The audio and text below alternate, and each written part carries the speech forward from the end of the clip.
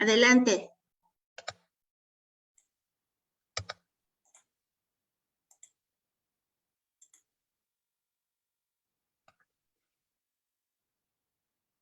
Listo, ya estamos en vivo. Ok, pero no nos esperamos a que quiten el... Eso, ok. ¿Qué tal? Buenas tardes, muy buenas tardes a todos los que nos acompañan esta gran tarde, la verdad, soleada y gran tarde, con este tema fascinante. Antes de presentarles a nuestras invitadas que son súper especiales, les quiero nada más decir que pues no hay plazo que no se cumpla y este evento nos lo propuso la maestra Hortensia Martínez, profesora Hortensia Martínez, pero también practicante del cabaret y estudiosa de todo lo que, de todos los libros, de todo lo que sale del cabaret, es una gran estudiosa del fenómeno del cabaret.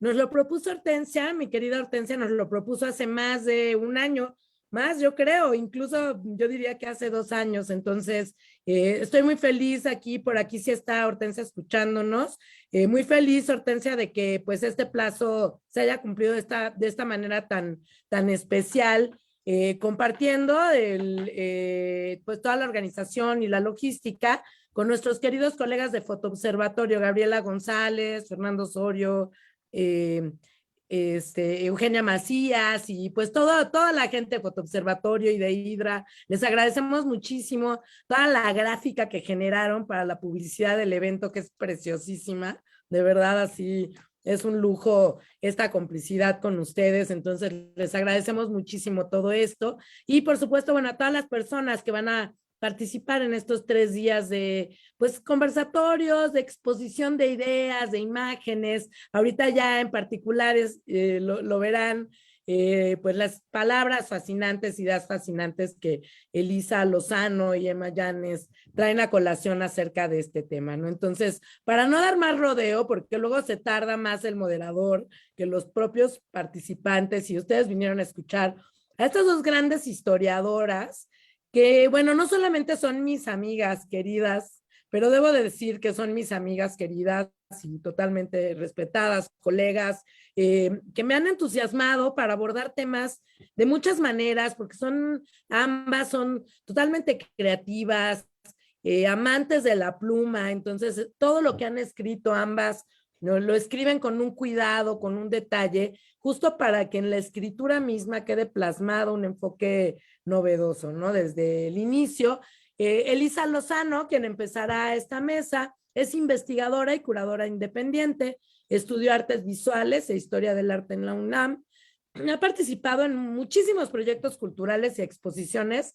sobre fotografía y cine mexicano para instituciones nacionales y extranjeras. Su curaduría más reciente es, segurísimo, algunos de ustedes tuvieron la oportunidad de verla, El ingenio fotofílmico de Gilberto Martínez Solares, 70 años de creación, que estuvo en el estanquillo hasta muy reciente. Espero que hayan tenido la oportunidad de verla y se vuelve a hacer un montaje de esta gran exposición. No se la vayan a perder, por favor. Es autora de numerosos artículos y de libros. El más reciente, uno de los más recientes, estaba presumiéndolo ahorita, es este gran libro, Lucero Isaac, Mujer de todos los espacios, que salió ya la edición hace muy pocos meses. Y yo les puedo decir que ese libro es una obra de arte que conjuga justo esta pluma, la investigación, la selección de imágenes magnífica, junto con el trabajo editorial que es así de verdad precioso, ¿no? Ha participado en la recuperación de esta memoria de los escenógrafos, de los directores de arte, también de los vestuaristas, es decir, el cine mexicano, bueno, para ella y el cine mexicano son una misma, y entonces por ahí ha derivado muchas de sus inquietudes y de su creatividad. Ha estado como editora invitada y articulista de las revistas Alquimia, Luna Córnea, Correcámara y Cuarto Oscuro, y bueno, todo lo que les estoy diciendo de verdad es muy poco comparado con la larga trayectoria de Elisa y todas las ideas que nos ha provocado a los interesados también en estos temas, ¿no?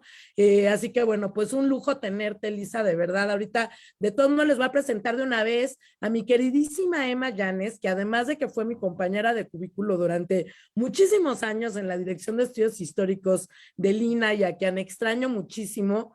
Ahora está encargada como directora general del Fondo Nacional, del FONAR, del Fondo Nacional de las Artesanías, ¿no? Y bueno, este encargo ella lo está llevando de manera maravillosa. O sea, se ha ido a visitar las comunidades, ha traído a colación las voces de los propios artesanos de maneras muy lúdicas y creativas, y entonces hay que agradecerle que haya levantado también esta institución y que la está poniendo visible en los ojos de todos los mexicanos. Justo ayer estaban conmemorando, ¿no?, la entrega de un gran premio, de un importante premio, que igual ella puede comentar rápidamente, pero es un importante premio y ahorita estamos circulando por Facebook el resultado de esa entrega, ¿no? Así Emma no ha dejado de estar así empeñada en poner en primer plano este trabajo actual, que pues en sí es la recuperación también de una memoria histórica en este tiempo presente a través de todas las confecciones de los artesanos, de los grandes artesanos, de las escuelas de artesanía de todo nuestro país. Es investigadora de la Dirección de Estudios Históricos desde más de muchísimos años, ¿no? Yo la conocí hace 20 años y ya Emma ya era pues una institución ahí en el INA, amiga de todo mundo, además conocida de todo mundo. Actualmente, bueno, preside también Iberartesanías. Tiene varios libros, un libro que derivó de su tesis de doctorado, que es importantísimo, Estudio de la loza estanífera o talavera de Puebla, que es un trabajo único, de verdad. O sea, no tengo, van a decir que no, o sea, porque estoy presumiendo el libro de Elisa, de Lucero Isaac, pero también es de presumirse totalmente el resultado de esta gran investigación de Emma acerca de la talavera de Puebla y de toda la aventura, de todos los archivos que visitó para poderla darle este sentido, ¿no? Y bueno, ha coordinado todos los eventos que eran posibles, todas las publicaciones colectivas. Para mí es un honor de verdad que las dos estén aquí en este primer día de arranque de este ciclo. En fin, o sea, yo les voy a dejar la palabra a ustedes porque me parece muy importante que conozcan los que nos están escuchando, pues esto de su viva voz, todos los materiales y todas las ideas que les generó una vez que las invitamos. Bueno, Emma ya tiene algunos trabajos relacionados con el tema, además de que déjenme decirles que ella misma hizo trabajo de campo al respecto, ¿no? Digamos, de los salones de baile, sobre todo la vida nocturna. Pero bueno, le voy a dar la palabra a Elisa. Un gusto, con muchísimo cariño, de verdad, un gusto que estés aquí con nosotros. Muchas gracias, Gaby, por esta presentación tan elogiosa y entusiasta. Siempre con este ánimo que nos contagias, un gusto. Les agradezco mucho también a los colegas de Memórica, de Hidra, de Fotoobservatorio, por supuesto, Mónica Morales, Andrea Gálvez, por la invitación. Un gusto también compartir con Emma. Y bueno, cuando me invitaron, me sorprendió porque el tema no es un tema que yo maneje, esto del espectáculo nocturno y estas cosas. Entonces sí estuve un par de semanas dándole vueltas que podía yo presentar, y escogí dos temas que son la carpa y el teatro, llevándolos a mi terreno de investigación, que como ha mencionado Gaby, pues sí es la historia de la escenografía en México y la dirección de arte, y sobre todo en el cine mexicano desde los años 30 hasta los 70.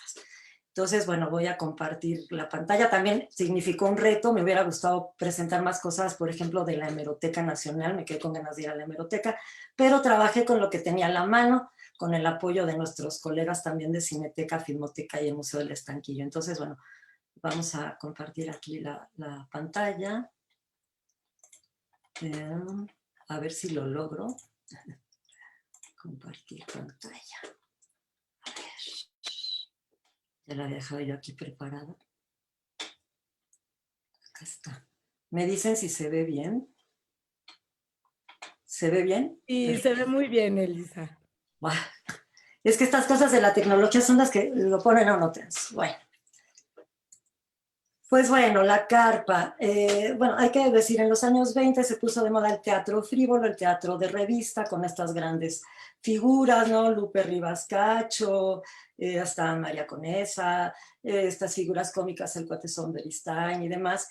Y en los años ya más hacia los 30 surgen las carpas, que es como la respuesta al teatro de revista es una opción más popular. Como dice Alfonso Morales, es un teatro de revista con menos recursos y donde se presentaban espectáculos de todo tipo, ¿no? Además, es curioso porque la carpa en México es un espacio físico y es un género, ¿no? Entonces en la carpa se presentaban también espectáculos musicales, las tiples, la zarzuela, también a veces había títeres para niños, entonces eran como esta especie de tendajones, como eran pues bastante sencillos en su construcción, que proliferaron por distintos barrios de la Ciudad de México. ¿No? Por ejemplo, aquí se presentaban las famosas tandas, aquí vemos que dice la cupletista, la muñeca y Concha Heredia, sin faltar los enanitos, en el Salón Elena.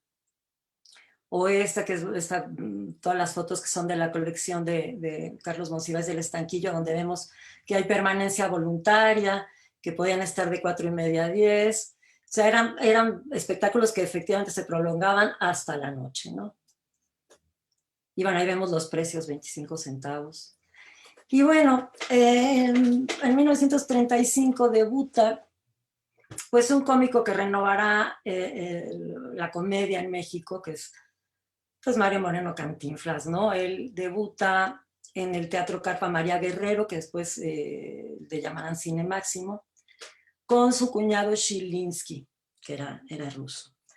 Otro ruso, Arkady Beutler, que para esta etapa 1937 ya había filmado clásicos como La Mujer del Puerto, ve a Cantinflas en la carpa y queda impresionado, ¿no? Arkady Beutler había llegado a México en 1931, coincide con Einstein, de hecho, él sale en alguna escena de Que Viva México, y una película anterior que había hecho también con Cantinflas es Así es mi tierra, con Medel, que era también su pareja cómica, y en 37 hacen Águila o Sol, que es un poco la respuesta a este cine, bueno, la contraparte más bien a este cine nacionalista que él mismo había hecho con Águila o Sol, con Así es mi tierra, y con el boom de allá en el Rancho Grande, ¿no? Con este folclore. Este es un tema distinto donde él va a explorar precisamente el mundo de la carpa. Él lleva la carpa al cine.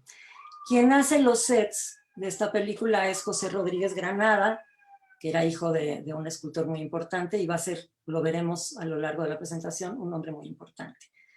Águila o Sol presenta la historia de unos niños que son abandonados a la puerta de un convento, un niño y niña de clase alta y otro de clase baja. Son muy amiguitos, cuando cumplen 9 años los quieren separar y entonces ellos escapan del convento y empiezan a actuar en las ferias. Y bueno, cuando crecen, se vuelven los actores de la carpa.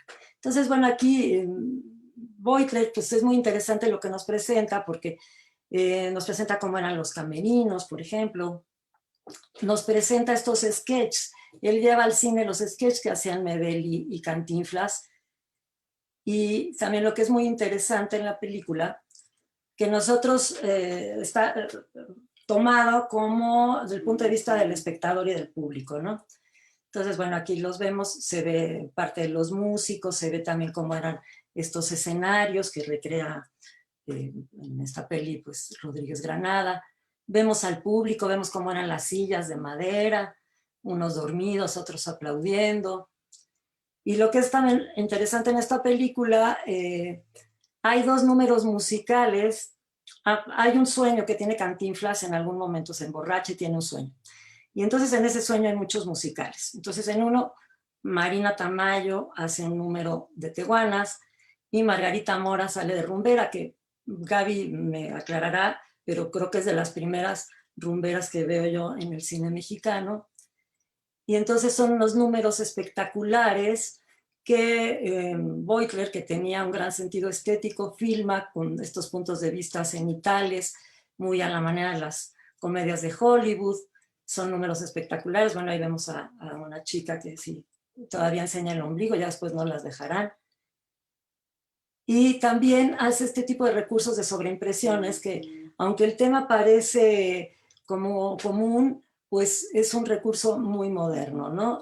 Hay una búsqueda estética y bueno, la película tiene un gran éxito y es uno de los trabajos importantes que llevarán a la fama a Cantinflas, que bueno, ahí está el detalle, pues ya se hará ultra famoso internacionalmente, pero este es un paso muy firme en su carrera, ¿no?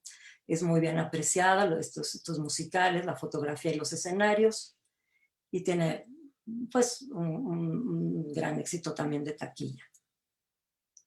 Muchos años después, La Carpa regresará al cine mexicano en 2013 con Cantinflas, de Sebastián Del Amo.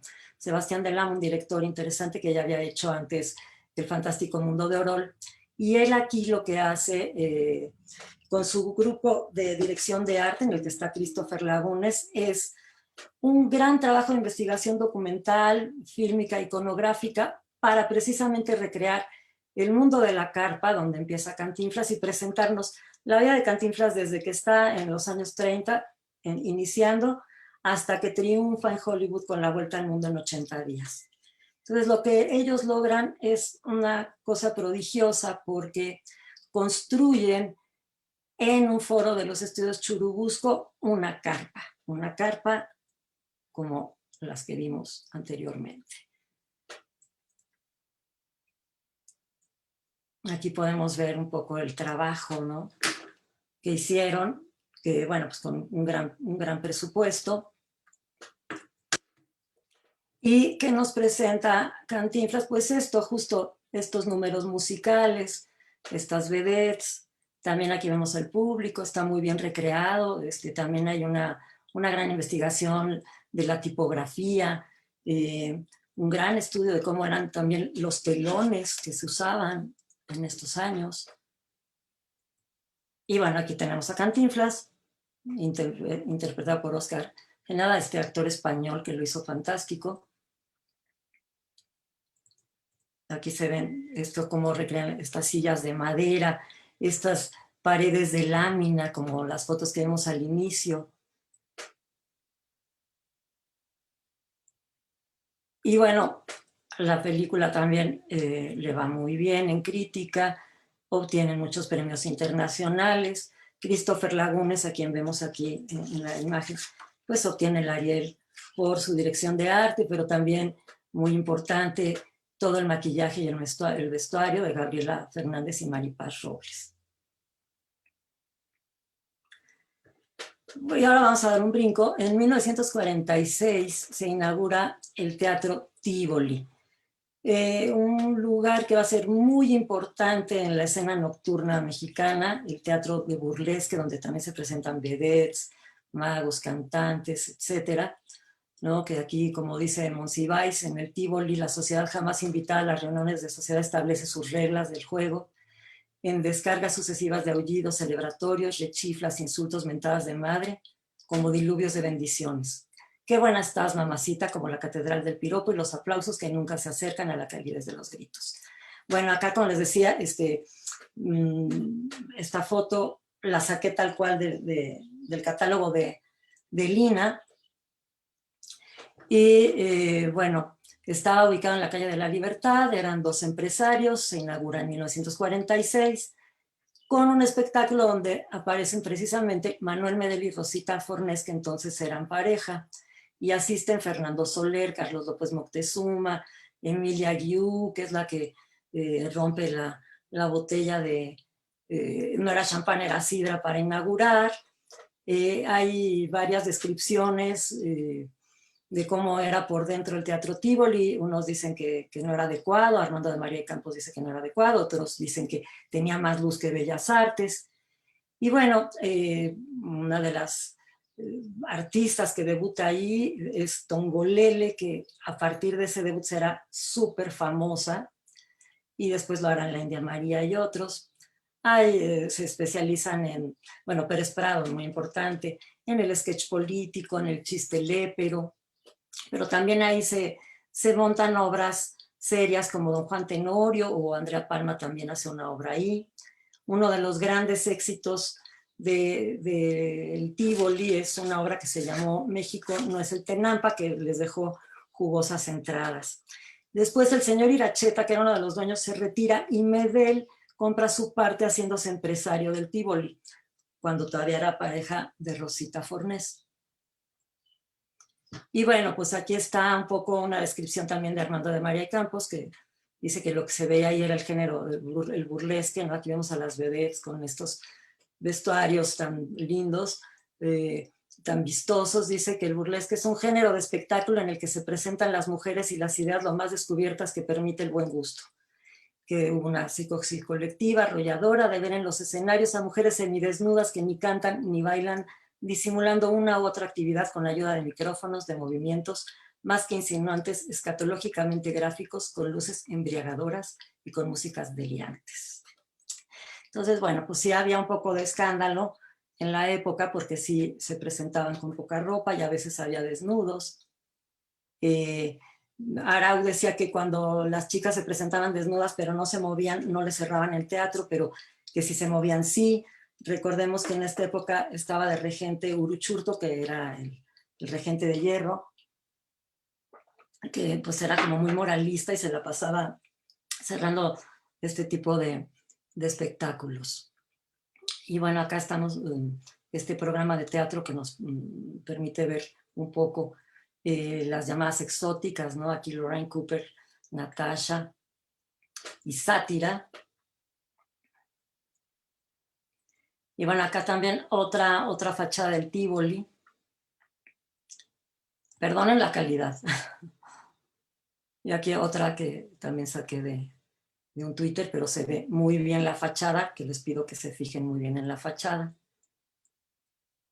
Entonces, bueno, en los años 50 surge un competidor muy importante del Tívoli, que fue la Carpa Margo, que luego se llamará Teatro Salón Margo, propiedad de Margo Su, que en realidad se llamaba Margarita Su López, y su esposo Félix Cervantes.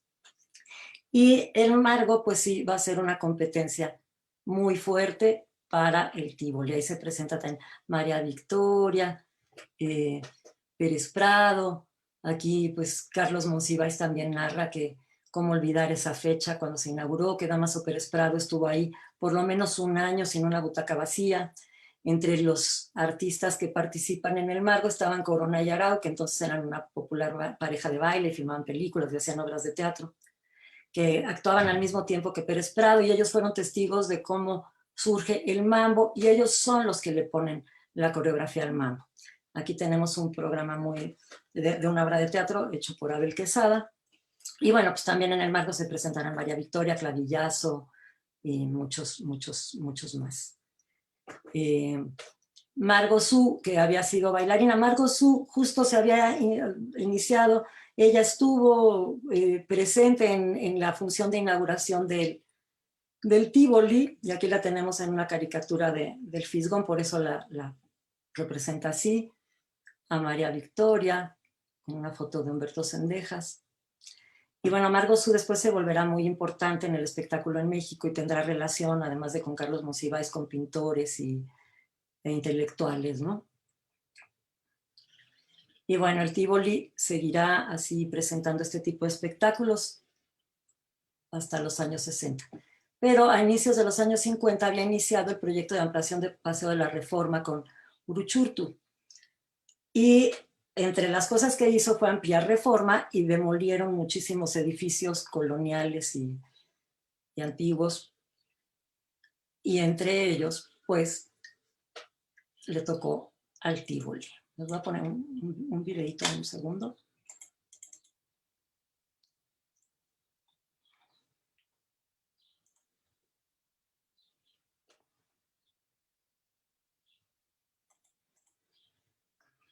La ampliación del Paseo de la Reforma cruzará desde El Caballito una parte vieja y provinciana de la capital mexicana. Habrá que decirle adiós a algunas estampas porfirianas en la confluencia de Rosales y la avenida Juárez. Caminemos todavía sobre lo que desaparecerá en una franja de 60 metros de ancho. En el cruce de Colón y Humboldt, los derrumbes van descubriendo las íntimas fisonomías de las casonas, ya convertidas en polvo, que los bomberos devuelven a la tierra. Algunas cantinas próximas a la Alameda comienzan a perder su clientela. Otras piedras han sido numeradas para cambiarlas de sitio. Avanzará sobre el órgano de frívolos recuerdos, llevándose las callejas de la Libertad, donde insalubres habitaciones conviven aún con la picaresca del Tívoli, que también será derrumbado.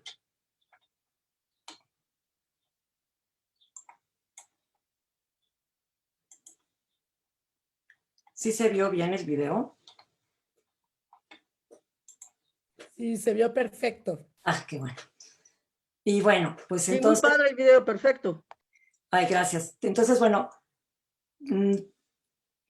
el Tívoli es uno de los edificios que tiran, que dicen que más que por la ampliación era por una cuestión moral, porque Uruchurtu quería deshacerse de él y entonces, bueno, pues es un problema para los artistas que se van a quedar sin su fuente de trabajo.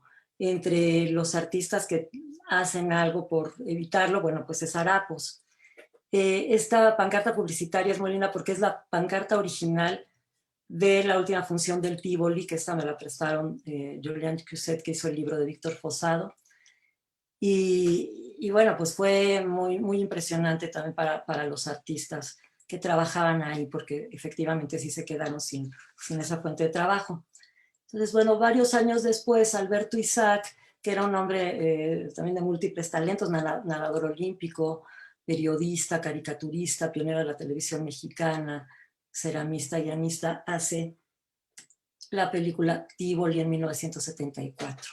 Lo que nos dice Tívoli es que él quiso hacer un homenaje a los años 40 cuando él llegó a la Ciudad de México. Él nació en la Ciudad de México, pero se fue desde muy niño a Colima y lo criaron sus tías. Entonces, cuando ya llega a México, pues él sí asistía al Teatro Tívoli, entonces él dice que era como una especie de rito de pasaje de los jóvenes que necesitaban conocer de qué se trataba eso en un México muy mojigato, lleno de represiones, este teatro lépero con uno que otro desnudo.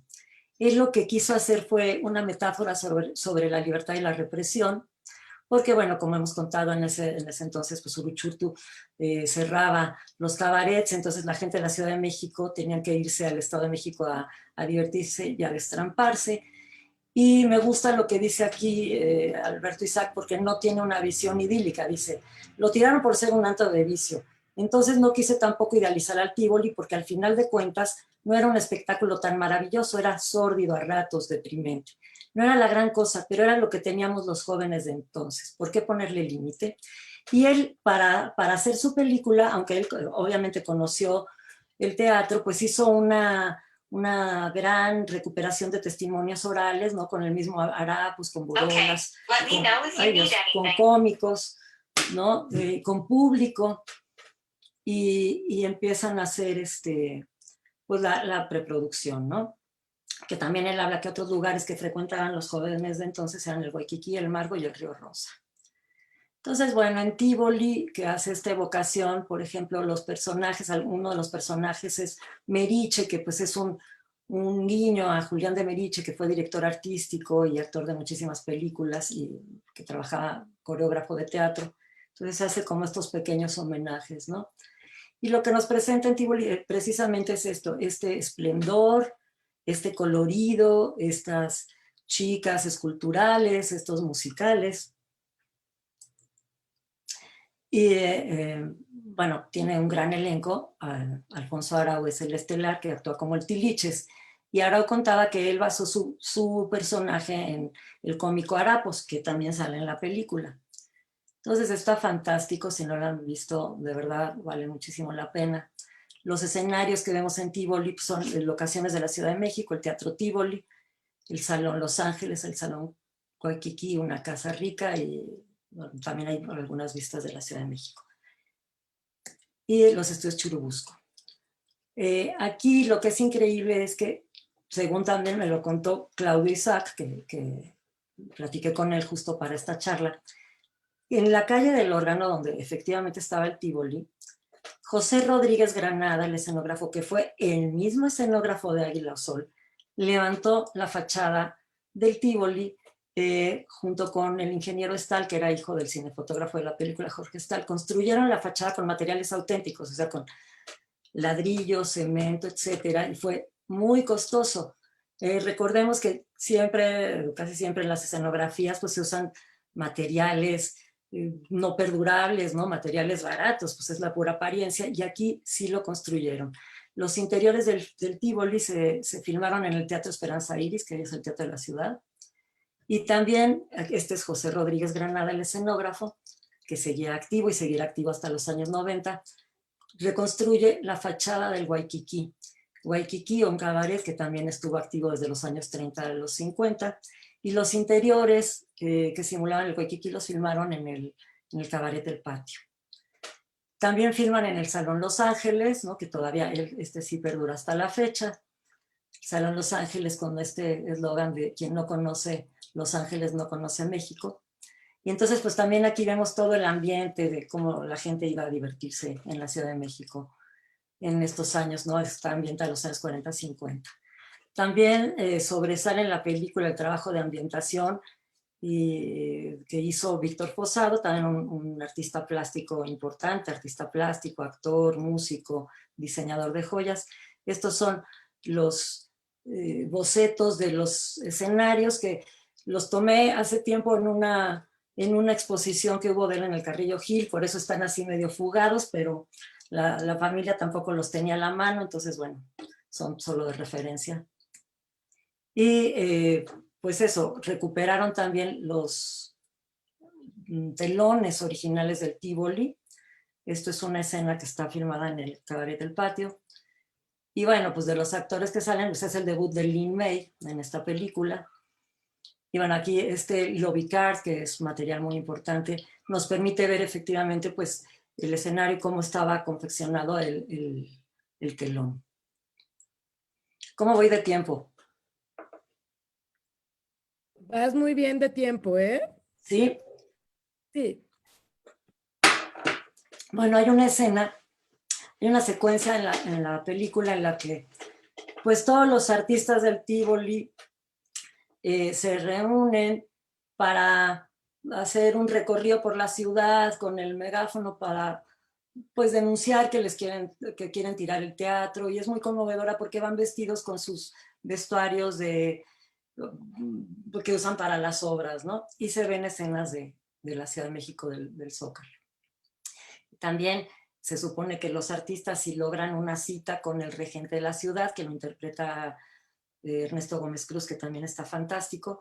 No les hacen caso, pero solo llaman a Lin May, que al final acabará siendo la amante del regente. Entonces, bueno, lo que hace también aquí Alberto Isaac es como este microcosmos del Tívoli, es como una metáfora de lo que es México con la corrupción, pues de todos los chanchullos, toda la descomposición que también se va generando en la sociedad mexicana, es muy interesante. Esta foto, pues también la calidad no es buena, pero nos permite ver todo el despliegue que hicieron para poder filmar ahí en las calles de la Ciudad de México, la enorme grúa, las cámaras. Ahí está Claudio Isaac con su padre. Y bueno, la película tiene muchas curiosidades. Bueno, aquí está Alberto Isaac con su mujer, Lucero Isaac, que aquí ya fue su directora de arte en varias películas. Lo que les decía, Alberto Isaac contrató como extras a público que sí era asistente asiduo al Tívoli. Aquí, por ejemplo, al inicio de la película hay un anuncio de la Academia de Baile Quesada, pues un guiño a su concuño, Abel Quesada. Abel Quesada y Isaac eran concuños porque se casaron con las hermanas Rueda. Y bueno, aquí Lucero Isaac, en la foto del medio, ya no es la directora de arte en esta película, pero sale bailando un mambo con Alfonso Arau, que por cierto, Pérez Prado le había compuesto años antes un mambo que se llamaba Pasón Lucero. Claudio, que está allá a la izquierda, muy jovencito, Claudio Isaac, aparece como un director de cámaras. Después, en la imagen de abajo, Daewon Moon, él fue el introductor del taekwondo en México, pues sale ahí haciendo un número. Y también, igual que en Águila Sol, vemos al público, de repente se ve alguien que se está comiendo una torta ahí en medio de la actuación, porque dicen que pues sí, el público iba con su torta, ¿no? Vemos también los camerinos, vemos a los músicos en vivo, y también una curiosidad, es como la primera mentada de madre del cine nacional, cuando un policía le pregunta al personaje de Carmen Salinas, ¿usted es hombre o mujer? Y ella contesta, soy más hombre que usted y más mujer que su chingada madre. Entonces Carmen Salinas cuenta que, bueno, que el público aplaudía rabiar en esa escena, ¿no? Pero bueno, pues vemos el ambiente muy colorido. También al inicio de la película se ve que ya están los bulldozers tirando algunas casas y algunas vecindades, y bueno, ya en las secuencias finales vemos cómo van a tirar el Tívoli, empiezan a desmontarlo, y aquí está, bueno, pues el gran trabajo de Rodríguez Granada, ¿no? Que es un trabajo que se hace para que se destruya, ¿no? Para que el espectador vea cómo en realidad se destruyó el Teatro Tívoli, y también es muy conmovedor porque están todos los artistas viendo cómo lo tiran, y en un momento dado el personaje de Arau pues va y está tan ello que él mismo agarra una piqueta y se pone a destruir, a ayudar a derrumbarlo, mientras en un auto elegante va pasando el regente. Y al final de la película, bueno, pues el personaje Arau se va y al final hay un coche muy elegante y agarra un clavo y lo raya. Entonces, bueno, pues esta es la película de Isaac, que es muy interesante. El propio Isaac hace el cartel, diseña el cartel de su película, y la recepción es impresionante. O sea, Tívoli se estrena en 1975 y en su corrida de estreno logra millones y millones en taquilla, ¿no? Aquí se ve, dice, de las cintas más taquilleras del cine mexicano para poder lograr 10 millones de pesos, que es lo que había recuperado en 9 semanas, había películas que se tardaban 2, 3, 4 y hasta 5 años en recuperarlo, y Tívoli lo logró solamente en 2 meses y 1 semana. Alberto Isaac lo que sí contaba con un poco de pesar es que él no se imaginó ese éxito, pero sobre todo que a raíz de Tívoli como que se detonó todo este género de ficheras que a raíz de ellas de noche pues explotará y se sobreexplotará, pero con argumentos que no son tan sólidos ni en historias tan entrañables como la que él hace en Tívoli, ni con esta crítica social también que él hace. ¿Cómo voy de tiempo? Porque traigo todavía lo de Juan Ibáñez. Todo bien, vamos bien, Elisa. ¿Qué? Sí, vamos bien. Termina porque hay mucho interés. Tú me dices, Gaby, tú me dices, porque yo igual, cuando ya, dime, apúrale o ya, ¿no? Estás bien. Bueno, esto lo voy a pasar un poco rápido. Quiero abordar ahora a un director también muy interesante, Juan Ibáñez. Aquí está Juan Ibáñez, que él había hecho mucho teatro experimental en los años 60. En el primer concurso de cine experimental ya había filmado Un alma pura, una película muy interesante. Y él en 1966 filma Los Caifanes, ¿no? Esta historia de estas jóvenes de diferentes clases sociales que se encuentran en la vida y hacen un recorrido por la Ciudad de México.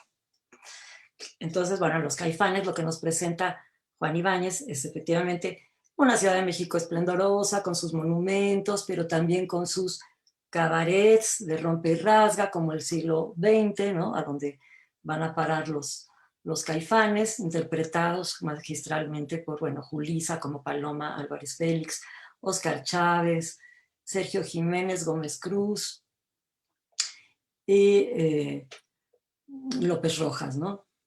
Que venían del teatro universitario.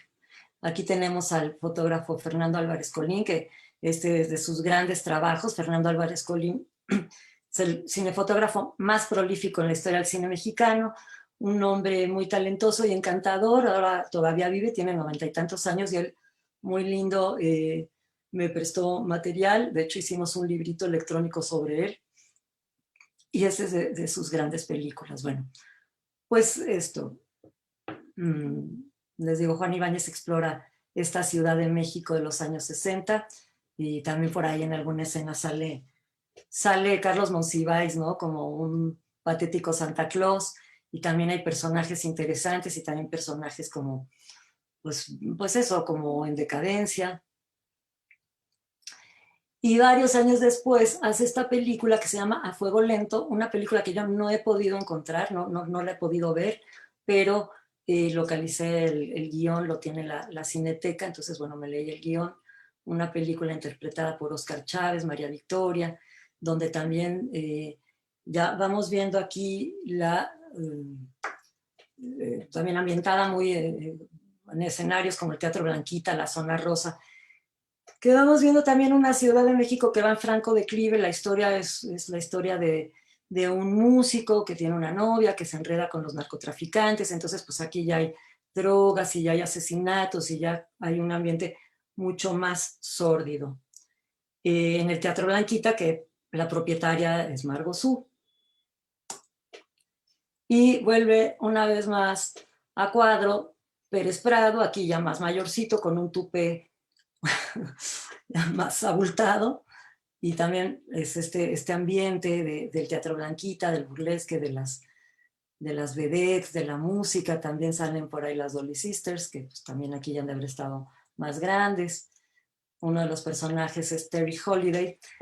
Aquí en la foto es Terry Holiday, que me contó, justo para la charla platiqué con ella sobre la película y me dijo, ay, no, fue horrible porque a ella la habían citado para una escena que tenía que salir de violinista, tenía que ir con un vestido blanco, y dice que llegó a Bellas Artes y de repente la agarraron y la metieron a un coche y se asustó muchísimo, y resulta que eso formaba parte de la película, pero a ella no le habían avisado.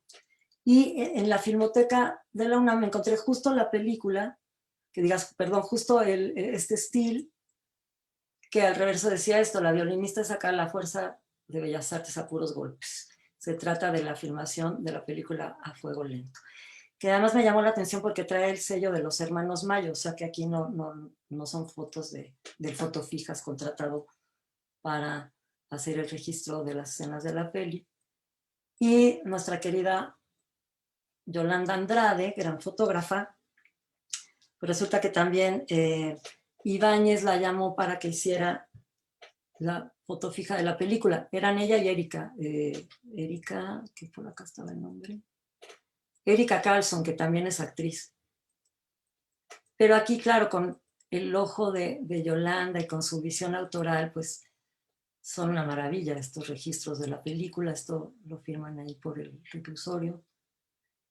Y bueno, también les digo, como no pude ver la peli, vi en el guión que otros escenarios había, ¿no? También la Zona Rosa, sobre todo el interior del teatro de revista, ¿no? Que aquí lo describe con mamboletas, danzoneras, personajes de sketches, bailarinas, tradicionales de revista, equilibristas, malabaristas, homosexuales, patiños, músicos, el folis, la carpa, pues todo este ambiente nocturno, ¿no? Las cajas del teatro de revista, como eran los camerinos. Y pues uno de los actores es el gran Resortes. Y aquí también lo que es muy interesante son las imágenes que capta Yolanda Andrade, que me decía que fue una película que ella había disfrutado mucho por el talento de Juan Ibáñez y las secuencias en las que había estado, ¿no? Por ejemplo, en el Congal de la Xochitl, bueno, las del Blanquita, que además ella, en su obra personal, le habían interesado estos temas, ¿no? Dice que le interesaba ya desde antes de hacer el registro de la peli, que le encantaba hacer registros de la vida nocturna en los cabarets como el siglo XX, el Barbazulo, el Azteca, que es una estética nocturna que le interesaba. Entonces, bueno, pues son muy interesantes sus registros. Esta es la famosa Xochitl, un personaje que pues como que tenía una casa de citas. Y bueno, aquí está Terry Holiday con Federico, un actor. Y a diferencia de Los Caifanes, que bueno, ya no lo dije, pero Los Caifanes tuvo un gran éxito, es una película que ahora ya es un clásico, tuvo un gran éxito por estos personajes que nos presenta Juan Ibáñez, por esta juventud, este lenguaje tan propio. Pues en A Fuego Lento no le fue muy bien, fue muy criticado, se le tachó de intelectualoide, aunque sí se le reconoce que presenta este México nocturno con sus sonidos y olores y pues esta descomposición que se va presentando, pues no, la película no tiene éxito y de hecho él no vuelve a filmar. Y bueno, pues conclusiones tendría yo muchas aquí, pues a grosso modo, pues cómo es interesante este juego de la realidad ficción, cómo la fotografía también es una rica fuente de investigación para los cineastas, para los directores de arte, ¿no? Para en el proceso de documentar o recrear los espacios. También el cine, cómo nos puede dar tanta información sobre espacios que ya no existen, ¿no? Sobre espacios que se han sido destruidos. Y, por ejemplo, a mí como investigadora, pues también todas estas fotografías, estos lobby cards, pues me sirven para estudiar las técnicas de factura de cada momento, ¿no? También podríamos hablar de los problemas de investigación. Por ejemplo, en este caso, hay muchas películas donde no se nombra, obviamente, ni al fotógrafo de fijas, ni a quien hace el vestuario y otros detalles. Hay una ausencia de créditos y, bueno, pues la importancia de que todos estos materiales se puedan consultar y estén a buen resguardo en archivos públicos y privados, ¿no? Gracias a que hay alguien que conserva, organiza y difunde, y bueno, en su caso restaura. Entonces, bueno, grosso modo esto sería, y bueno, pues le agradezco desde aquí a todos los que me ayudaron con sus testimonios, con libros y con sus imágenes. Pues muchas gracias. No, mil gracias, Elisa. O sea, bueno, lo bueno que no eras una especialista, como decías, pero por supuesto, o sea, que este enfoque que han sido así varios de tus temas de trabajo durante muchos años, nos refresca totalmente estos imaginarios que tú pones de largo vuelo en el cine, pero que desde luego se retroalimentan con la realidad como planteas al final y que ahorita seguramente lo vamos a escuchar con la participación de Emma, quien esto ha visitado esos lugares, platicado con la gente que estuvo igual que tú, con los cineastas y toda esta gente que encontró fascinante ese mundo de la vida nocturna en las carpas, en los teatros, en los cabarets y que lo llevó a estos escenarios tan potentes, ¿no? Entonces, ahorita ya hay un montón de comentarios, les quiero decir, ya hay un montón de visitas de gente viendo fascinada esta mesa del conversatorio. Nuevamente, gracias a Fotoobservatorio y a Hidra por toda esta acompañamiento y por toda la iconografía que plasmaron para anunciar el evento, y a Hortensia Martínez y por supuesto a mis compañeras de Memórica, Andrea Galvez, Gabriela Elías, Mónica Morales e Ivonne Charles, quienes pues han estado detrás de toda la logística y todo para que se lleve a cabo el evento. Emma, tienes tú la palabra. Estamos ansiosos. Hola, pues felicidades, Elisa, muy padre tu reseña, y yo creo que si nos hubiéramos puesto de acuerdo no nos hubiera salido mejor, porque lo que yo seleccioné para esta conversación es el testimonio de vida de un personaje muy querido por tu servidora, que es José Lascarro. José Lascarro es un gran pintor, muy reconocido pintor que vive actualmente en Puebla, ha ganado cualquier cantidad de premios, pero pocos saben que en su infancia vivió justamente en la Colonia Guerrero. Y bueno, platicando con él, hicimos un libro juntos, aquí está el librito, que se llama justamente Raíces, porque es la infancia de este gran pintor. Entonces, lo que les voy a platicar y a narrar acá, estos lugares que tú analizas y que cuentas su historia a través de la prensa y del cine, pues es un poco escucharlo a través de la vida de Pepe, que es para entonces un muchacho, un niño que vive en esos rumbos, tiene 8 años cuando está en la Guerrero, y como todo su mundo pues está lleno de personajes, digamos, de la farándula y la manera en que él los ve antes de casualmente entrar a San Carlos. Por ejemplo, él cuenta, estos son los años 40. En esa época, en la Guerrero había muchas vecindades que estaban en las calles de Moctezuma, de Gollado y Zaragoza. A una le decían el Glorioso. Nosotros vivíamos en Degollado y Guerrero, entonces nos peleábamos con los del Glorioso por las muchachas. Si una del Glorioso se llevaba con alguno de nosotros, los cuates de allá nos iban a buscar para armar pleito. No podías pasar por ahí, ya que sabías que te iban a madrear. Pero todo eso era parte del cotorreo. A mí nunca me pasó nada, de que yo fuera de pleitos, pues no, pero aprendí a pelear. A mi hermano y a mí nos decían los macana. Nuestra vecindad se extendía a lo largo. Había muchos puestos en el mercado Martínez de la Torre. Degollado, la calle en donde yo vivía entre Eres y Guerrero, era muy interesante. La manzana estaba llena de personajes y lugares con historia. Por ejemplo, junto a mi vecindad había un taller de coches, un garage, que en realidad era una arena de box. Ahí habían peleado boxeadores como el Chango Casanova, el Kid Azteca, etc. El Kid Azteca lo conocí porque era guía de turistas en el Hotel Regis. Pasó 10 años el Gran Kid siendo campeón peso gallo, pero al mismo tiempo era guía de turistas. En esa época también estaba el Chango Casanova. ¿Sabes dónde lo vi la última vez? Pues resulta que tenía un puesto de jugos de naranja frente a la Basílica de Guadalupe.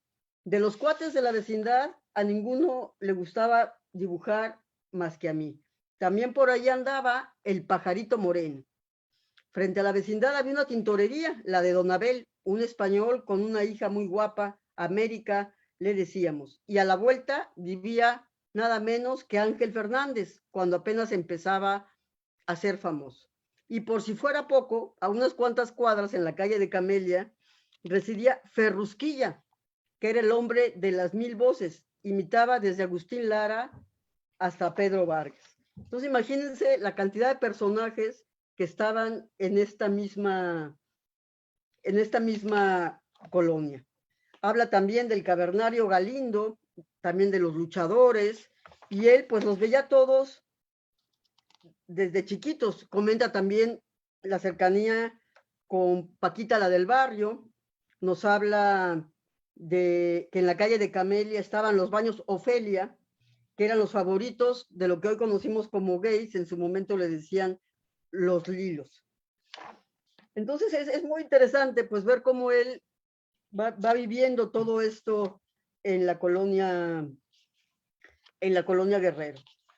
En particular, cuenta una historia muy interesante, que es la historia de la tía Lola y de los yoyos Duncan.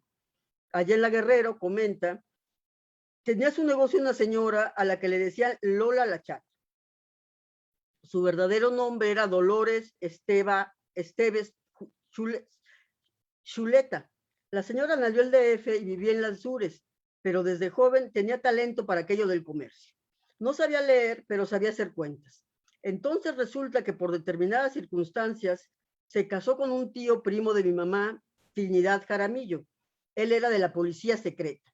Era mi tío. Se enamoró de la delincuente que era Lola a la hora de detenerla. Vea nada más qué historia tan romántica. Ella vendía mota. Pero no solo se casó, también le entró al ajo el propio policía y se volvió como su pantalla. Es decir, mi tío fue a investigarla y ahí hubo amor. Tuvieron un gran matrimonio, pero al final pasaron sus últimos días en la cárcel. La señora no sabía leer, para eso contrató a otra tía mía, a la hermana de mi mamá, que era maestra y le enseñaba aquello de las letras. En su garaje hacían grandes fiestas el día de su santo. Lola usaba un delantal grandote con las bolsas llenas de dinero, revuelto todo, y nos ponía en fila a los niños y nos decía, ten, mijito, por si andas necesitado de dinero. Nosotros felices. Y resulta que un día, sin darnos cuenta, nos ponía a vender mota en los propios yoyos. Nos decía que vendíamos los yoyos y en los yoyos pues había mota. Así es más o menos la historia de Pepe en La Guerrero. Habla también de dos personajes muy interesantes. Uno es Bernabé Jurado, que era conocido como el abogado del diablo, que intentó sacar a su tío de la cárcel una vez que descubren este amaciato con Lola. Y otro espectacular es el hombre del corbatón, que entonces también andaba por todas estas zonas que narra en su presentación Elisa. El hombre de corbatón se llamaba José Menéndez, y era un personaje legendario de los 20 a los 50. Era un abogado de los pobres y de las causas perdidas. Nació en 1876 en Asturias, en España. Sus padres lo mandaron a hacer la América, pero él descubrió que tenía un gran talento para la ficción y su primer acto de bondad fue sacar de la cárcel con la pura palabrería a un torero. A partir de ahí, el hombre del corbatón, que se vestía un poco al estilo Rembrandt, sacaba de la cárcel a prostitutas, a gente de la calle, a teporochos, y era, pues, francamente, muy querido. Al grado tal que durante el gobierno del presidente Álvaro Obregón, le empezaron a criticarlo porque ejercía la abogacía sin título personal y a través de ello decidieron que se le debería aplicar el artículo 33 de la Constitución para expatriarlo a España. Pero cuando estaba a punto de ser deportado, la gente del pueblo se arremolinó para sorpresa del presidente y evitó que lo regresaran. Entonces, dice Obregón, es toda una anécdota de cómo para él fue muy sorpresivo que habían logrado expulsar al delegado apostólico, pero no al hombre del corbatón. Entonces era todo un mundo de personajes pues muy, muy particulares. En los lugares que Elisa acaba de mencionar, pues los vivió de niño Pepe y más o menos cuenta lo siguiente. De los cabarets, cantinas y burdeles sí que me acuerdo. Tenían muy buen ambiente. En las calles de la Guerrero, en la esquina, había una cantina que se llamaba La Hija de Moctezuma y en la otra esquina la pulquería La Unión de los Amigos. Luego venía toda la fila de cabarets de la Guerrero, la Locomotora pegada a la calzada de Nonualco, el Olímpico, el Jardín, la Violeta, el Atzimba. A mí el que más me gustaba, dice Pepe, era el Jardín. Estaba entre Pedro Moreno y Guerreros. Entonces, fíjate lo que me pasó en el Jardín. Yo era muy bailador y tenía unos amigos que eran estudiantes de pintura. Bailábamos danzón, tropical, rumba. Estaba en cuarto o quinto año ya en San Carlos. Pues de suerte vendí unas esculturas que fueron para una feria mundial y con la lana me compré un coche. ¿Cuál sería la sorpresa? Que al estar ahí me encontré a mi mamá. En la Guerrero, esa época era de mucho ambiente.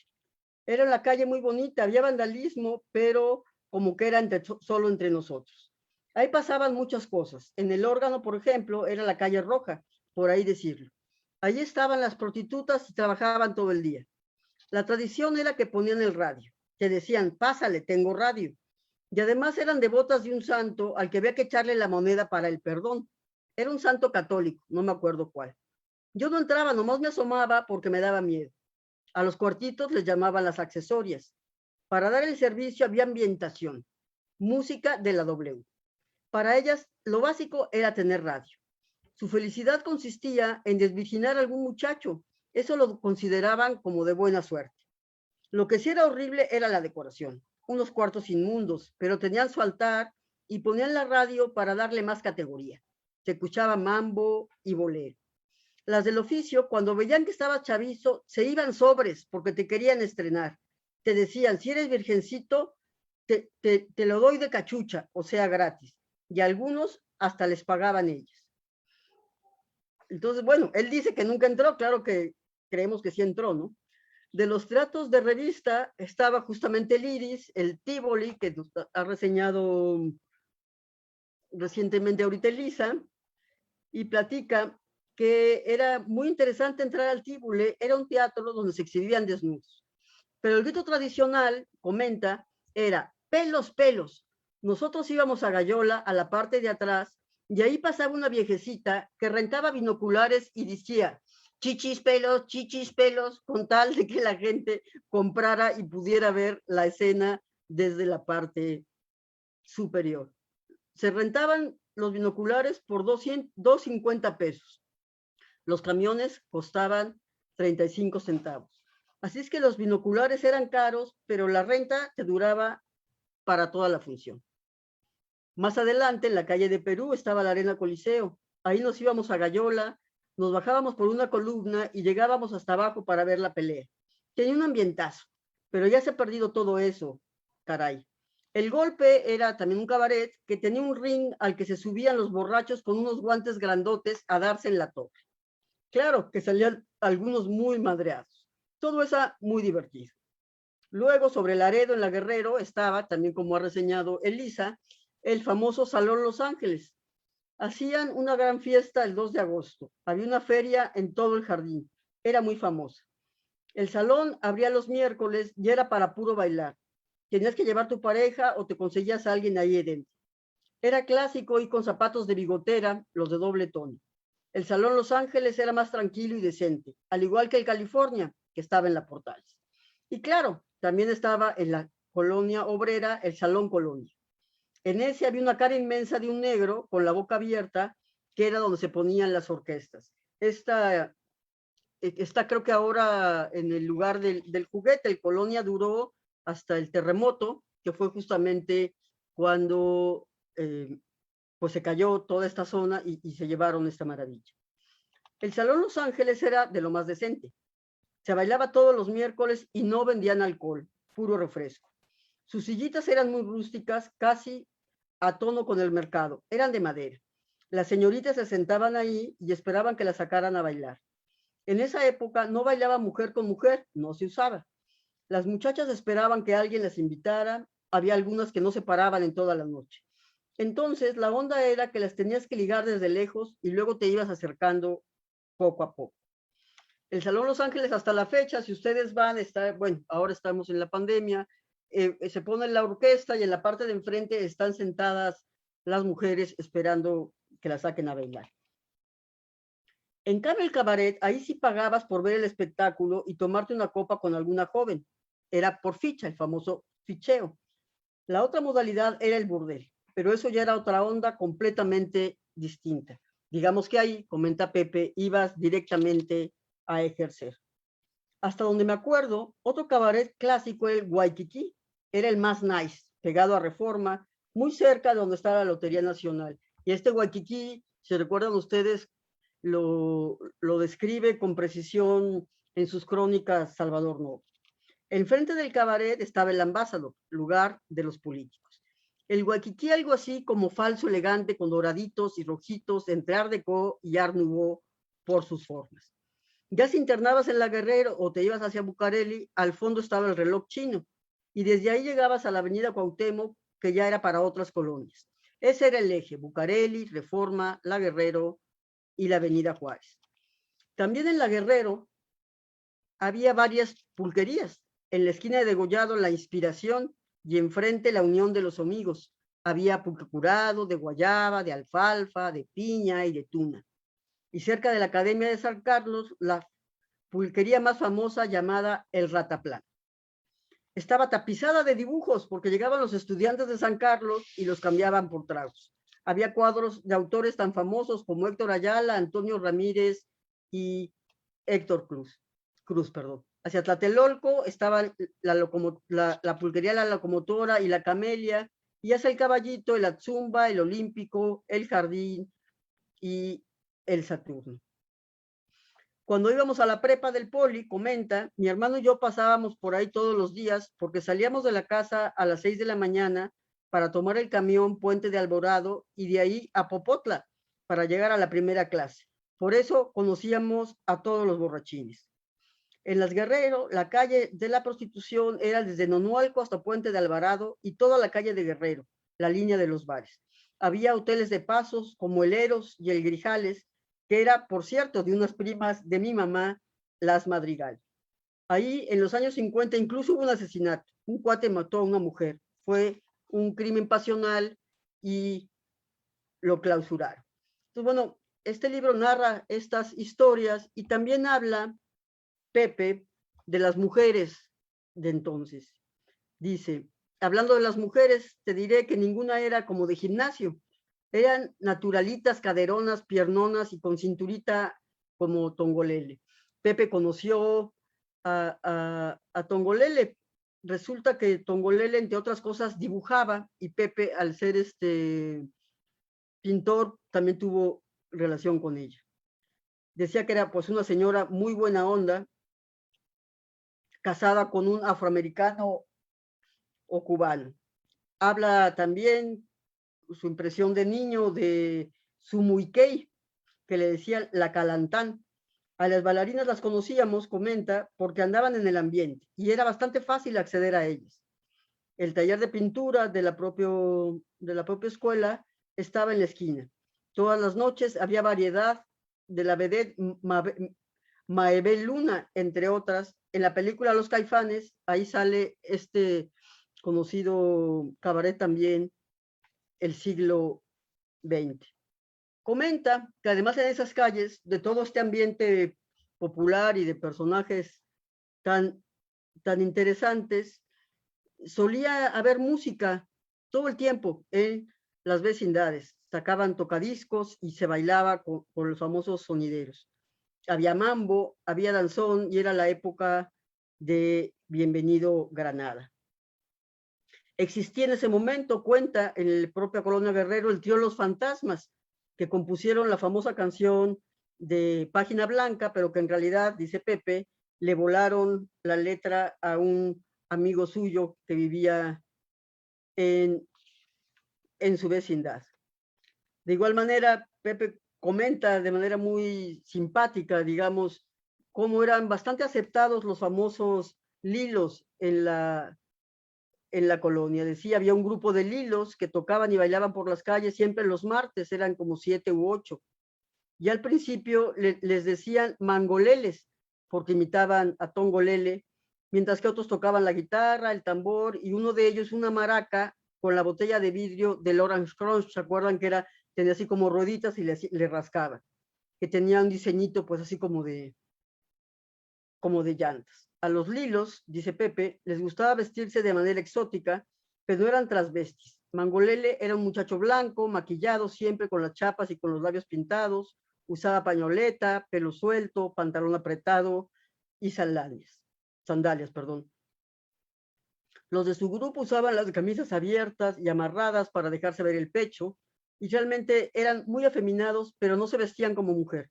Bailaban en la calle y hacían alboroto y se les daban monedas. En general, no eran muy aceptados, pero al mismo tiempo eran queridos. En Sacarlos, por ejemplo, vi un joven lilo muy bonito, alto, güero, que tenía una cara como de muchacha. Lo molestaban mucho. Un día estábamos en clase de escultura, llegó a burlarse de él uno al que le decían el Tamaulipas. Le pensó a decir, ay, mi nena, y no sé qué tanto, hasta que el joven le dijo, ah, pues ya no me esté molestando. Y el otro seguía y seguía, y el muchacho pues sacó de su bolsa la pistola, se le enseñó, y todo mundo a correr. Entonces, bueno, estas son algunas de las anécdotas de Pepe Lascarro en la colonia Guerrero, que desde mi punto de vista, digamos, complementa un poco lo platicado por Elisa, en el sentido, pues, de cómo era la vida de un joven en esos lugares.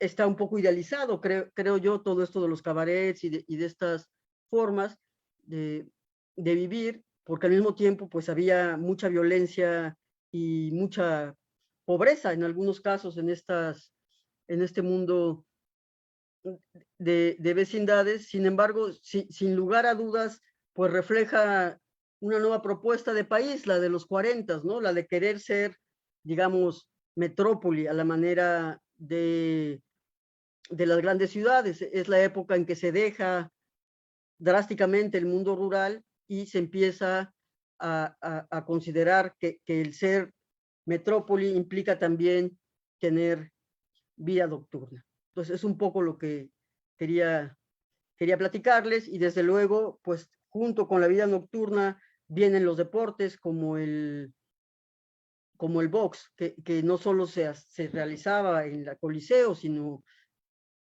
en particular en esa zona, en los propios talleres ferroviarios. Entonces, pues abro la mesa para comentar tanto desde la parte histórica y el cine como desde la vida cotidiana, las vivencias de quienes estuvieron en esas zonas. Gracias.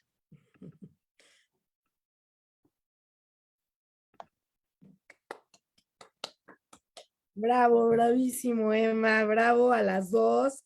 De verdad han hecho así un recorrido muy, muy intenso, ¿no? Muy apasionado por estos lugares, estos lugares llenos de personajes, de la vida cotidiana, porque pues como nos recuerda Emma a través de las palabras de la memoria de Pepe, pues esta memoria del espectáculo nocturno es una memoria de vida cotidiana para la gente que la vivió, para la gente que vivió en esos entornos o que todavía la vive, ¿no? Porque todavía hay vida nocturna, o sea, hablamos de la vida nocturna como si fuera el pasado post-pretérito, pero existe, ¿no? Y de esta cotidianidad que se lleva al cine, como nos lo dibujó, distintas etapas de la manufactura de las producciones fílmicas Elisa, ¿no? Gracias, Emma, nos hiciste reír muchísimo con muchas de las cosas que recuerda Pepe, y por ahí te guardaste algunas, pero a ver si ahorita nos las cuentas. Lo platica él con tanta gracia, que imagínate lo de niño pasando con los binoculares, yo me doblaba de risa de la manera en que vendían los binoculares y los chamaquitos. Dice él que no había morbo, eso es un poco particular, que era como una manera muy interesante de acercarse al cuerpo femenino, las recuerda como rechonchas, ¿no? O sea, muy distintas de la estética, pues digamos, actual, un poco anoréxica.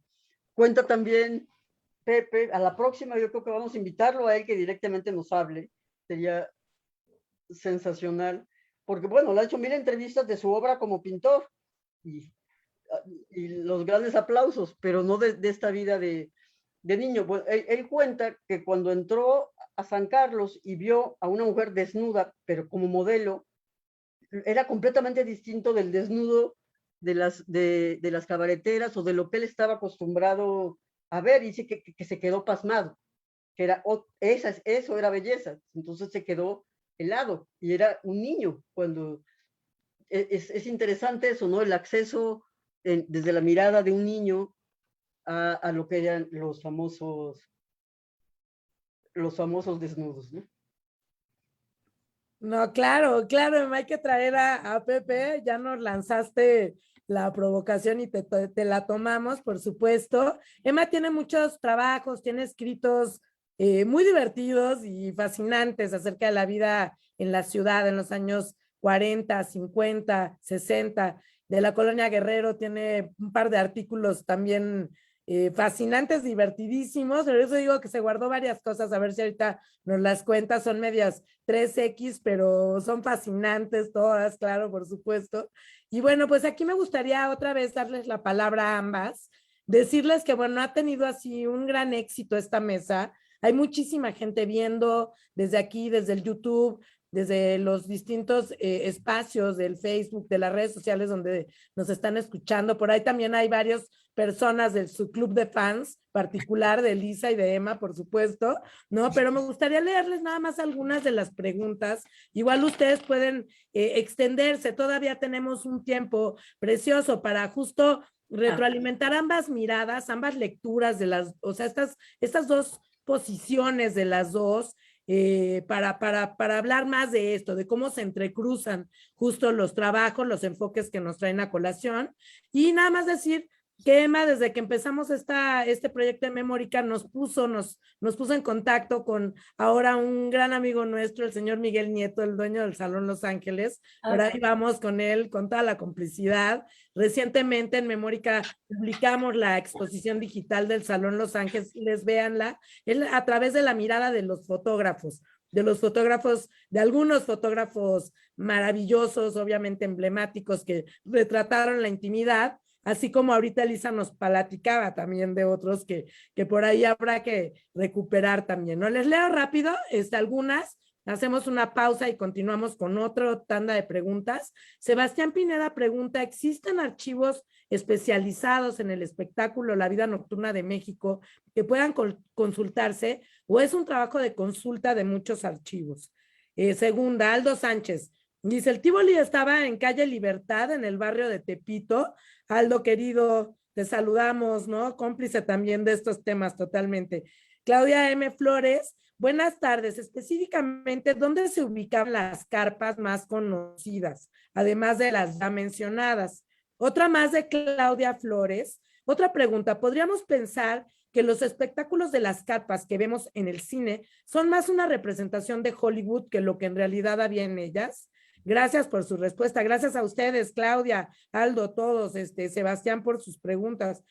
Pregunta Luis Pérez.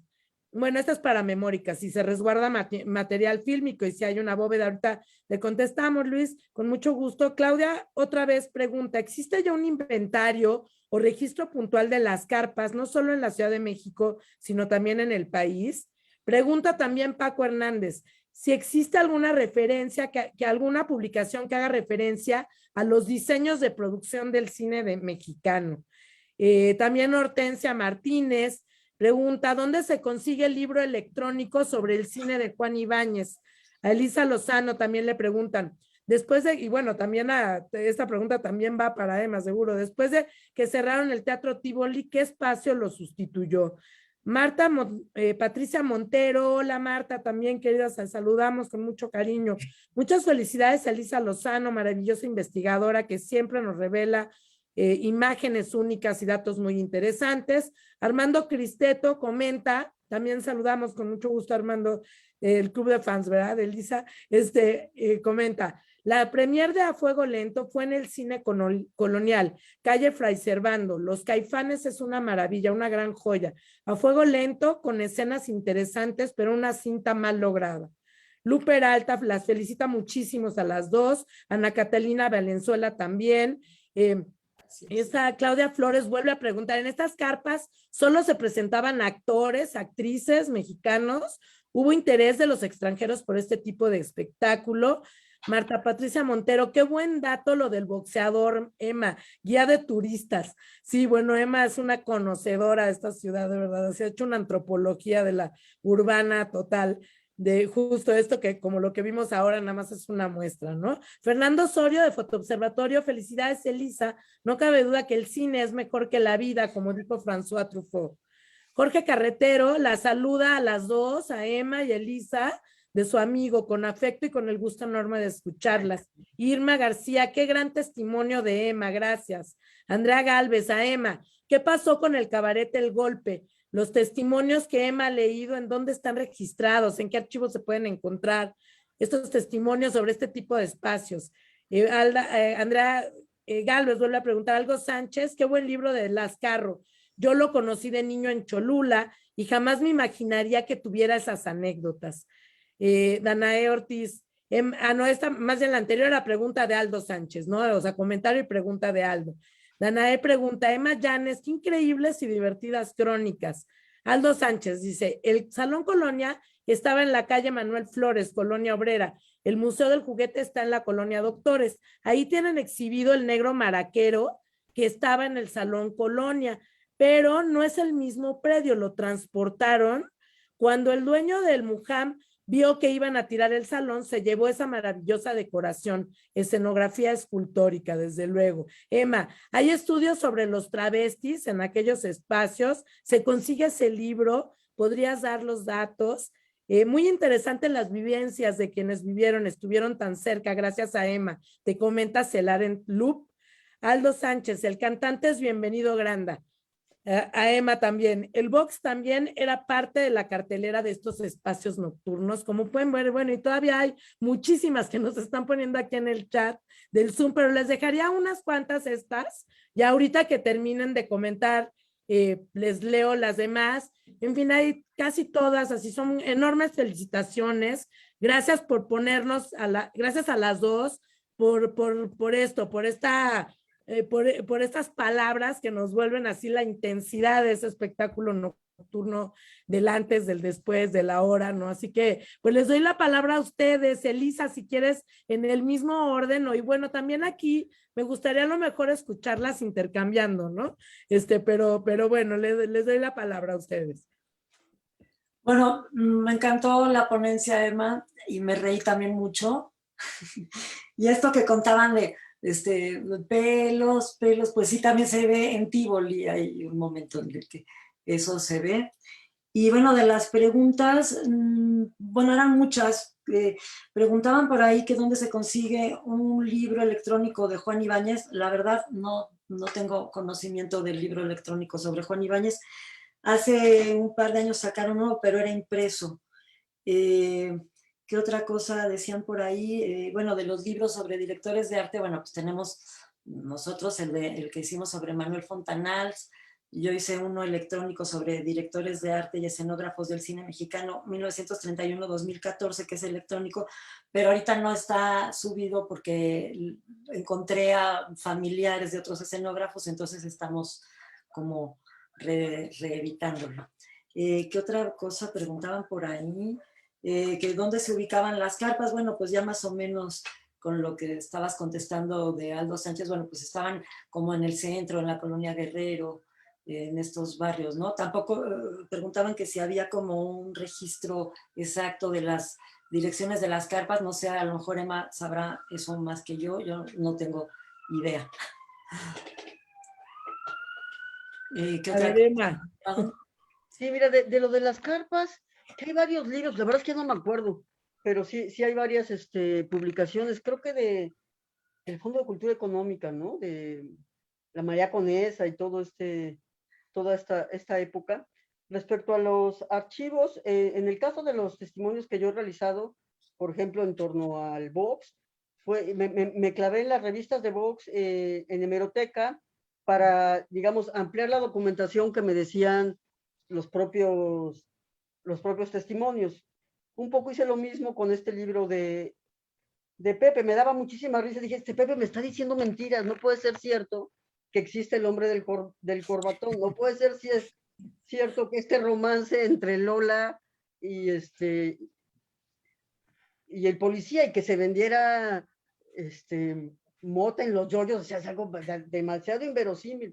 Entonces lo que hacía es que después de que Pepe me contaba 1000 anécdotas, pues buscaba otra vez en hemeroteca, y no, pues sí, son reales todos los personajes y las historias que cuenta Pepe, las respaldé después con información a través de investigación, digamos, básicamente hemerográfica. En el caso de este fascinante personaje que es el hombre del corbatón, incluso hay un libro publicado. Ejerció como abogado sin tener el menor título y sacó de la cárcel a medio mundo, desde prostitutas, teporochos, lo que él consideraba, digamos, gente humilde, y sería muy interesante que alguien hiciera pues una tesis sobre o un libro más a fondo sobre este personaje. Este libro que les comento está hecho por abogados, entonces ven cómo defendía los casos, lo están tratando de analizar desde el punto de vista del derecho, y pues es muy entretenido. En los propios trabajos es el Rojo del Pecado, ¿cómo se llama? El libro Rojo del Pecado que hizo Gaby, pues es también una recuperación hemerográfica de todo este mundo, y creo que a quien vale mucho la pena leer es a Salvador Novo, los tomos que tiene sí. Lázaro Cárdenas, Ávila Camacho, Miguel Alemán, sobre la historia de la ciudad. Novo escribió todos los días, diario, y si le vas dando seguimiento, pues es una fuente de primera mano, y desde luego de una gran pluma, que fue Salvador Novo, ¿no? El gran cronista de la ciudad. Más adelante, pues ya sabemos, nuestro querido Carlos Monsiváis, Froilán López Narváez, y en los 80 yo creo que el gran reportaje o reportero o escritor de la crónica de la Ciudad de México en los 80, desde luego sería nuestro querido José Joaquín Blanco, que entre otras tiene la maravillosa crónica de Ojos que da pánico mirar.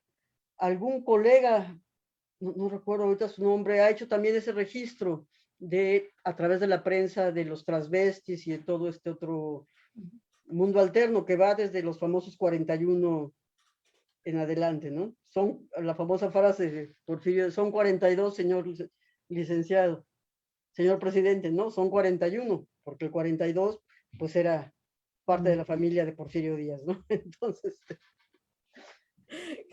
hasta ahí les puedo platicar.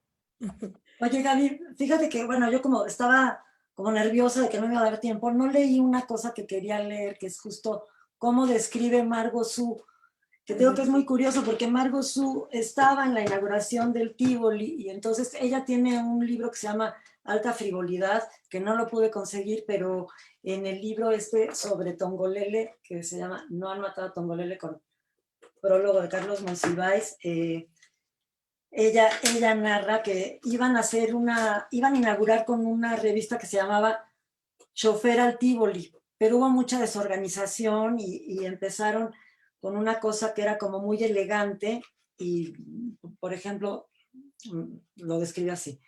Tenían guías de flores igualitas a las de las columnas que adornaban sus cabelleras, las bailarinas, ¿no? Zapatillas de ballet doradas con polvo de oro, comprado en la tlapalería de la esquina, revuelto con misión de plátano, se consigue en la farmacia de la Vuelta. Unos instantes de cuadro plástico, es decir, todo mundo quieto como estatua, mientras escuchaban las primeras notas del impromptu de Chopin. El público, en silencio sepulcral, impactados por la belleza del cuadro, pensamos. Las bailarinas iniciamos la rutina en suaves deslizamientos por el foro, con caras inspiradas en los retratos de Ana Pavlova.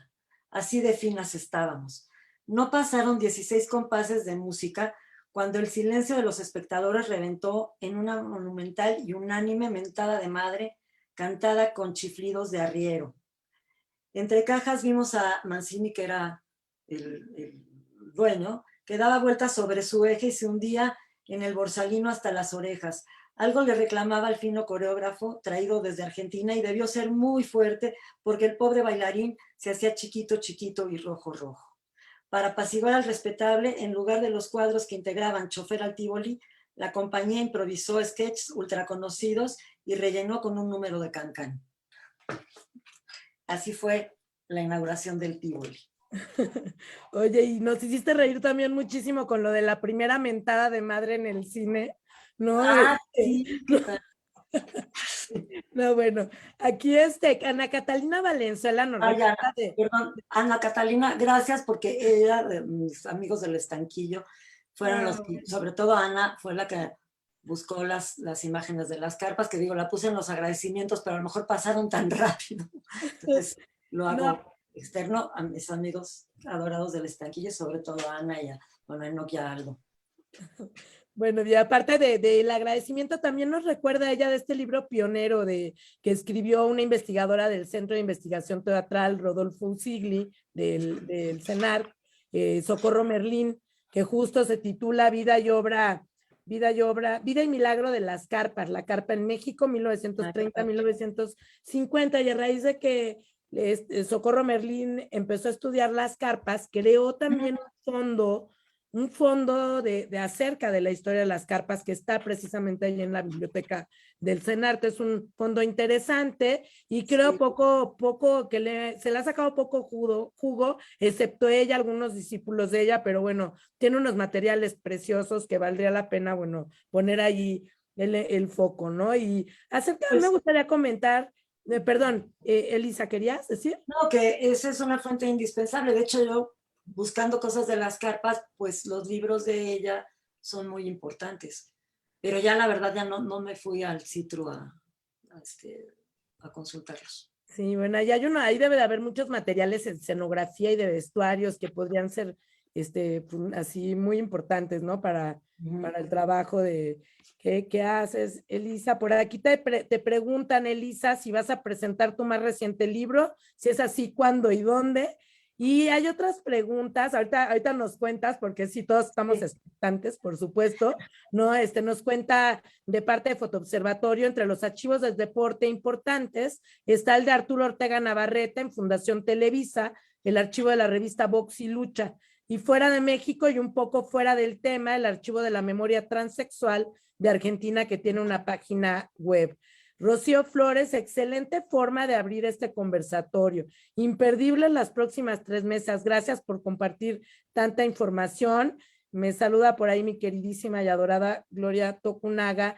Y bueno, a ustedes más saludos, más preguntas. A mí me gustaría un poco, pensando en estas preguntas de los archivos, que nos contaran las dos, estos rastreos que hacen, ¿no? O sea, no hay un archivo donde se ubique la memoria del espectáculo nocturno, no hay uno. ¿no?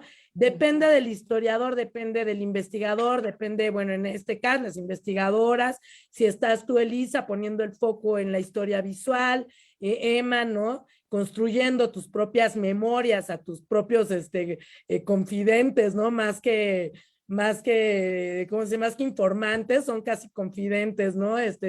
Más bien tú eres casi la confidente de estos informantes. ¿Esto cómo le hacen? O sea, ¿cómo van? Más bien cómo ven este trabajo de los archivos con respecto a estos temas. Y Emma, tú por ahí tienes un trabajo padrísimo que igual ahorita no comentó, pero acerca de la Casa de la Bandida. Muchas veces nos preguntan, y es como mito urbano, porque hay poca historia al respecto, excepto, bueno, obviamente también lo comentado por Carlos Monsiváis y algunas recuperaciones, pero mencionadas apenas. Y Emma también se dio la tarea de reconstruir a través de este trabajo que hace de recuperación de memoria, pues la historia precisamente es la mítica Casa de la Bandida. Elisa, ¿cómo haces tu trabajo tan precioso, tan único, tan especial? Y por ahí nada más comentarte que en la exposición de Gilberto Martínez Solares tenías un cartel de Qué lindo cha-cha-cha, donde contabas también a través de los recortes de periódico, pues esto que contabas, que me gustaría también que le contaras aquí al público que nos escucha.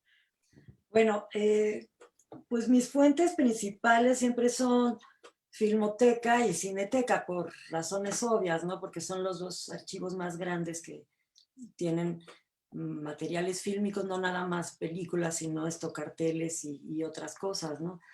En el caso específico de los escenógrafos y directores de arte, también he hecho mucha investigación hemerográfica, ¿no? Sobre todo en los de épocas pasadas, porque ya no hay manera de entrevistarlos. Digo, los contemporáneos ya los conozco, los entrevisto y muchos ya son mis amigos y mis amigas, pero los de la época de oro he recuperado testimonios en hemeroteca, ¿no? En Hemeroteca Nacional, en el Archivo General de la Nación, también con los hijos o nietos, ¿no? Que nos facilitan el material. También, por ejemplo, ahora, como yo apuntaba, pues con el acervo del Museo del Estanquillo, que es fantástico y que pude descubrirlo gracias a esta exposición de Martínez Solares, o el Archivo Fílmico Agra Sánchez, que está en Estados Unidos, que siempre son muy generosos también, o con mi amigo Roberto Fiesco, que tiene una de las colecciones más grandes, o por ejemplo, aquí me pasó una cosa muy curiosa cuando estaba preparando lo de la charla de hoy. De repente un amigo coleccionista, que es Freddy Peralta, que vive en Estados Unidos, me mandó un paquete de lobby cars de Tivoli y él no sabía que yo estaba trabajando el tema. Entonces, bueno, tenemos también amigos que son muy solidarios. ¿Cuál era tu otra pregunta? Perdón. Esto de ves que pusiste el cartel de que lo del cartel. La película, bueno. y bueno, esto. Bueno, lo de en la exposición de Martínez Solares, sí, justo pusimos un volante de la película, una foto y otro gráfico, que es muy bonito porque para publicitar las películas hacían estos gráficos, pero organizaban estas estrategias publicitarias. En el caso de esta película organizaron un concurso de baile y el premio era una televisión, un viaje a Acapulco y salir de extra en alguna película. Nuestro querido Roberto Fiesco tenía tenía el volante donde anunciaban el concurso, tenía otro gráfico de García Cabral y tenía la foto del concurso. Entonces eso fue muy lindo, pero gracias a un coleccionista tan apasionado como es Roberto Fiesco pudimos recuperar ese tríptico, ¿no? Donde venía todo, ¿no? Por ejemplo. Uh-huh. No, y bueno, insisto en de la exposición que curó Elisa, hay un catálogo ahora en venta, que es un preciosísimo catálogo también, donde se recuperan muchísimas de las imágenes que ejemplificaron, pues esta larga vida productiva y creativa, ¿no? De Gilberto Martínez Solares. Por ahí pones algunas películas donde aparecía Olga Briski, notas donde Juan Gabriel, ¿no? Hablando del espectáculo, igual no, Sí. ¿no? Pero en fin, la vida del espectáculo en México, ¿no? Y aprovecho para contestar, decían que sustituyó al Tívoli. Bueno, pues el Teatro Blanquita sería un poco lo que sustituyó al Tívoli. Y además digo que estaban involucrados pues los mismos, ¿no? Los cómicos, Margo Sud también, que Pérez Prado, eran como los mismos, es muy curioso. No, pues mil gracias, Elisa. Nada más te falta decirnos cuándo vas a presentar tu libro de Lucero Isaac y dónde. Ay, pues ojalá sea muy pronto. Estamos planeándolo, una presentación en el Museo del Estanquillo, y en cuanto pueda ser presencial, una en Cineteca Nacional, pero ya les avisaremos, porque además Gaby Pulido va a ser una de las presentadoras, entonces estén atentos a nuestras redes. Y bueno, muchas gracias a todos los amigos, a todo el público por sus comentarios, y qué placer estar contigo, Gaby, y qué placer escucharte, Emma. Tendremos mucho que platicar, porque además me gusta mucho todo esto que platicaste, es un poco lo que cuenta también Alberto Isaac de cuando era joven y a estos lugares a los que iba. Entonces, pues ya también leeré tus libros.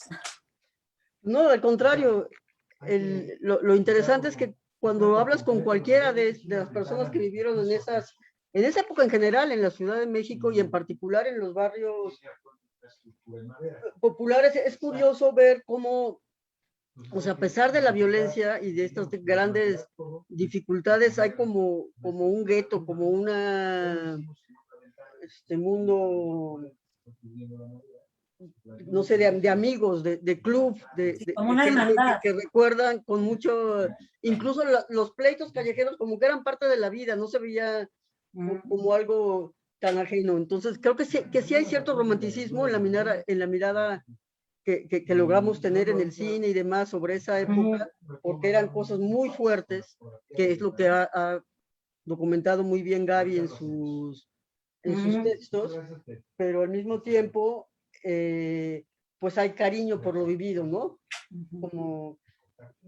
Como suele ser, porque se enriquecían unos a otros. Imagínate vivir das la vuelta a la esquina y ya tuviste pues a toda esta serie de personajes que yo sí creo que el cine engrandeció de alguna manera, ¿no? Y la radio.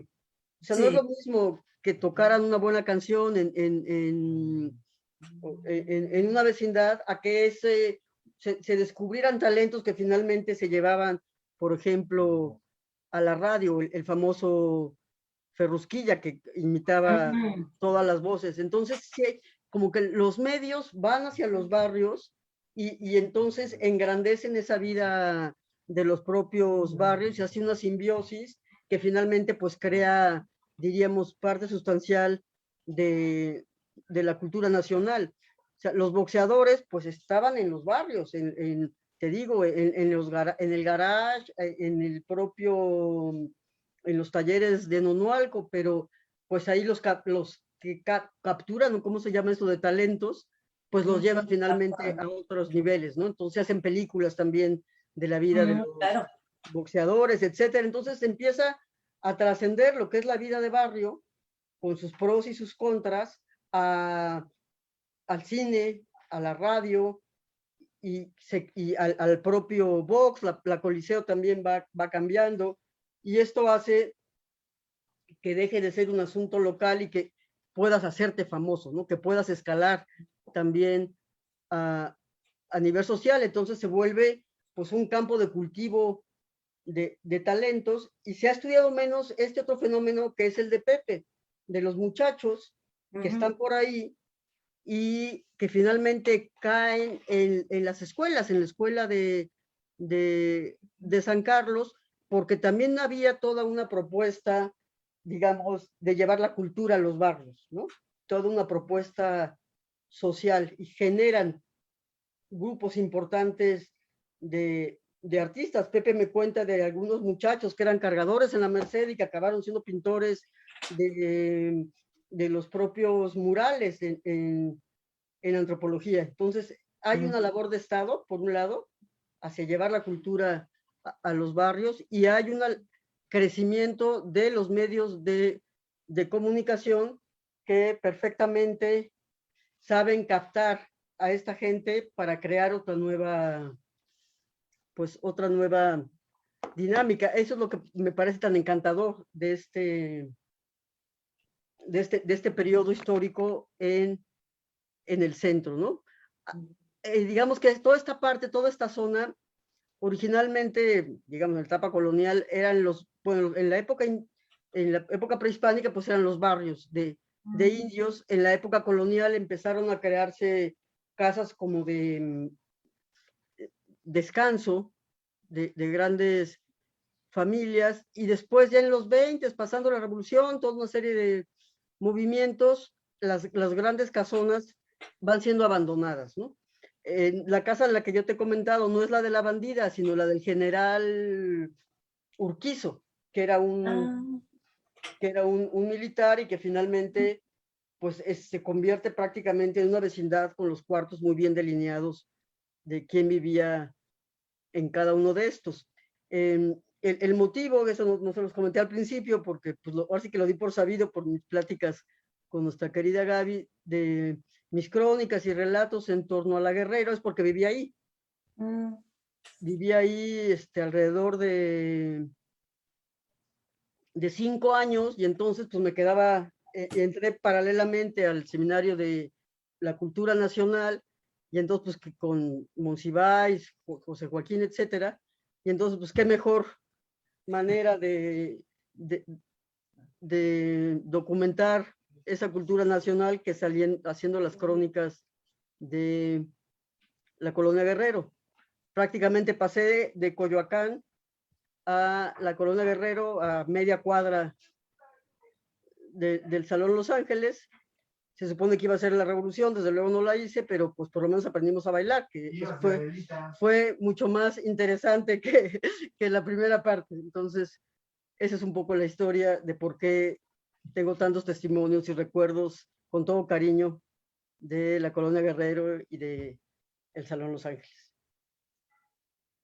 O sea que también, Emma, ya vas a ser nuestra informante total de esto. Por ahí, comentan también de aquí en el chat, Ivonne Charles dice, bueno, que estas imágenes de Cantinflas le generaron una enorme nostalgia, ¿no? Y creo que es un poco esto, ¿no? O sea, estos temas tienen esta vocación. También el doctor Manuel Márquez nos dice, muchas gracias por compartirnos todo este conocimiento social de México de una manera amena. Muchísimas gracias, saludos. Creo que es un poco esto, ¿no? O sea, ahora que estamos volviendo a la normalidad, pues volverá a la vida nocturna, volverá la vida a la normalidad, ¿no? O a la nueva normalidad, como le llamen, o a lo que era antes. Y bueno, estaremos hablando pues nuevamente, ¿no? De estos temas, pero ya en persona. Y por ahí, bueno, ya el sábado, creo el viernes, reanudaron las actividades del Salón Los Ángeles. Vayan, por favor. En fin, a ver qué es la expectativa tan grande de volver a poblar esos espacios, como dice Emma, que son obviamente controvertidos porque tienen sus negros y blancos y grises y de todos los colores y de todos los tonos, pero esto que comentaba Elisa, que los cineastas lograron captar con mucha intensidad. No sé si quieran ambas cerrar, porque de verdad, o sea, esto se queda así corto, o sea, no, den un cierre, Elisa, por favor. Nada bueno, más. yo te voy a decir que mi debut en el cine mexicano lo hice en la película de mi querido Hugo Lara, que se llama Cuando los hijos regresan. Justo salgo de jurado de baile del salón. Elisa, no sabíamos. Mi debut, porque además fue muy chistoso, porque un día en alguna fiesta nos vio bailando a mi amigo Alfredo Miramontes, que es amigo mío de toda la vida, nos vio bailando y nos dijo, ¿no quieren participar en la película como jurados? Le dije, por supuesto. Entonces, mi debut fue precisamente en el salón. No, pues nada más agradecerles y bueno, invitarlos a que vean estas películas, ¿no? Estas películas también que nos van enseñando cómo se va desarrollando la ciudad y cómo se va deteriorando la ciudad y la sociedad mexicana. O sea, si tú ves así es, Águila o Sol, o hasta incluso Los Caifanes, y después todo lo que se narra en A Fuego Lento, pues vas viendo esa descomposición, ¿no? Y nada, pues agradecerles y ojalá que pronto nos veamos y podamos ir a bailar. Sí. Vamos a bailar porque hacemos un evento ahí para hablar de estos temas in situ. No, no, sí hay que hablarlo, pero ahí in situ, como hemos hecho otras veces allá en el Salón Los Ángeles. Y bueno, está buenísima tu anécdota de jurado de baile, de verdad, no sabíamos. De Estaba muy concurso de baile.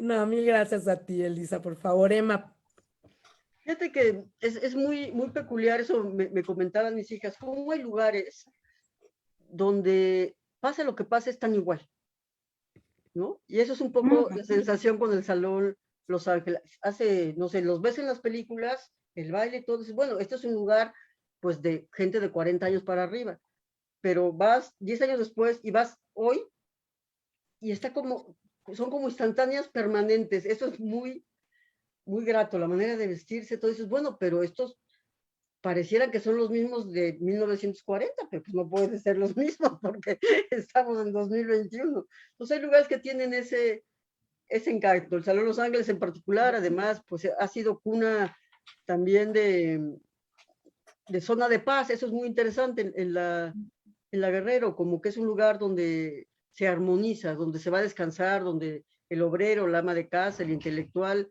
crean un espacio nuevo, distinto para estar a gusto, y también donde ha tenido ha sido cómplice entre otros, del movimiento vallejista.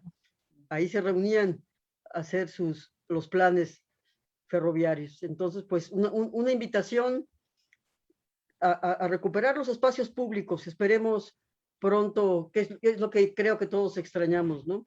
Recuperar los espacios públicos y dejar que el cuerpo pues ejerza lo suyo, sea feliz, por decirlo así. Creo que así como después de la Revolución Mexicana vino toda esta época de los 20, de las pelonas y de todo, yo creo que después de la pandemia, por favor, abracémonos en las calles, como si hubiera terminado una gran guerra. muchas gracias, Emma. Gracias. Claro que sí, hay que dejar que el cuerpo haga lo suyo. Desde luego, tienes toda la razón y ser felices. La verdad, las dos maravillosas. Mil gracias por haber aceptado inaugurar este evento. De verdad, con ustedes se abre así con una intensidad, ¿no? Preciosa, maravillosa. Les agradecemos muchísimo. Hortensia Martínez, por ahí, gran provocadora, la principal provocadora de estas mesas que empiezan hoy. Quiere conocerlas, platicar más con ustedes, saber más de todo esto que nos acaban de platicar. Y estoy seguro que no solo ella. También Andrea Galvez propone que presentemos tu libro a través de Memórica. Elisa, por supuesto. Hagámoslo. Sí, sí. Qué honor, muchas gracias. Gracias. Y bueno, a todos los que nos escuchan, vienen 4 días con estas mesas, ¿no? De 4 a 6. El 12, el 13, el 14 de octubre. Acompáñenos, por favor. El próximo, mañana nos van a acompañar Rafaela Viña e Israel Ahumada, de lujo, modera Álvaro Rodríguez, o sea, mesa de lujo para hablar del cine documental. Por ahí también Rafa, ¿no? Con todo el conocimiento que tiene del cine negro. Bueno, será de verdad una mesa impresionante. No dejen de verla, por favor, síganos mañana a través de las redes sociales de Fotoobservatorio, de Memórica. Les agradecemos muchísimo nuevamente Fotoobservatorio, Gabriela González Reyes, Fernando Osorio, Eugenia Macías, de Memórica, Ivonne Charles, Mónica Morales, Gabriela Elías y por supuesto mi queridísima Andrea Galvez. Y bueno, por favor, no dejen de acompañarnos, vengan todos los días a escuchar este gran ciclo y bueno, porque también, como pudieron ver, en gran parte esta conversación se debe a los comentarios que ustedes tienen, a las preguntas que les generan estos temas tan importantes que no dejan de remitirnos a la memoria histórica y cultural, no solamente de la Ciudad de México, sino de nuestro país en general. Muchas gracias, Elisa, Emma. De verdad, mil gracias, mil gracias por acompañarnos. Nos vemos mañana. Gracias. Ahí nos vemos mañana. Gracias.